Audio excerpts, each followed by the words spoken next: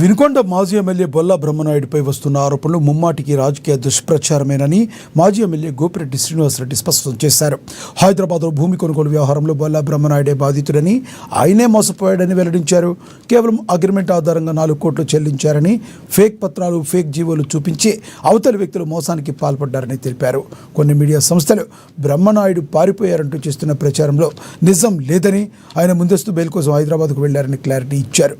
ఒక భూమి వ్యవహారాన్ని రాజకీయంతో ముడిపెట్టి వ్యక్తిత్వ హరణానికి పాల్పడటం సరికాదని, దీనిపై న్యాయ పోరాటం చేస్తామని శ్రీనివాసరెడ్డి ప్రకటించారు. ఉన్నాడు నిన్న మాతో పాటు.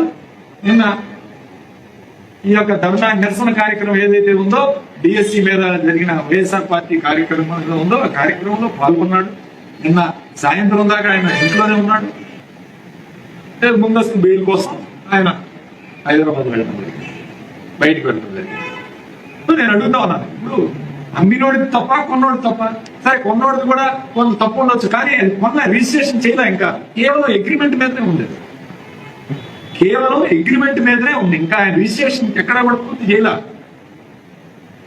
గవర్నమెంట్ భూమి అయి ఉండొచ్చు, రేపు లీగల్ ఒపీనియన్ తీసుకొని ఒకళ్ళు తప్పు అనుకుంటే దాన్ని వెనక్కి తీసుకునే కార్యక్రమం చేస్తాడు. అంతేగాని బ్రహ్మనాయుడు అయిపోయింది, తప్పు చేశాడు, ఆయన పేపర్లో రాశారు. ఆశ్చర్యకరంగా వినుకొండకి రావట్లేదు, ఇంకా ఆయన రాజకీయ జీవితం అయిపోయింది. ఆయన ఎలక్షన్ అయిపోయిన దగ్గర నుంచి వినుకొండలో ఆడతా పాడతా వచ్చి నెలకోసారి వచ్చి ప్రెస్ మీట్లు పెడుతున్నాడు. దానికి రాజకీయ జీవితానికి ఏమైనా సంబంధం ఉందా? ఒకటే అడుగుతున్నాడు, అసలు ఆ భూముల విషయానికి రాజకీయానికి ఏమైనా సంబంధం ఉందా? అంటే కేవలం ఒక కల్పిత వార్త రాయాలి, ఒక కల్పితం పెట్టి ఆయన దుష్ప్రచారం చేయాలి. ఇది సమంజసమేనా? ఆయన రాజకీయ జీవితం వేరు, లేదా కొనుగోలు వ్యవహారం వేరు. ఆ కొనుగోలు వ్యవహారంలో ఏదైనా వాళ్ళు కేసులు పెట్టి దాని న్యాయ పోరాటం చేస్తాం. దానికి న్యాయ పోరాటం చేసుకుని బెయిల్ తీసుకోవడం, దాని తర్వాత దాన్ని కోర్టులో ఛాలెంజ్ చేసే విషయం ఏదైనా ఉంటే దాన్ని బట్టి ముందుకు వెళ్ళే కార్యక్రమం. అసలు రిజిస్ట్రేషన్ చేసుకోలేదు. అసలు గమ్మత్తైన విషయం ఏంటంటే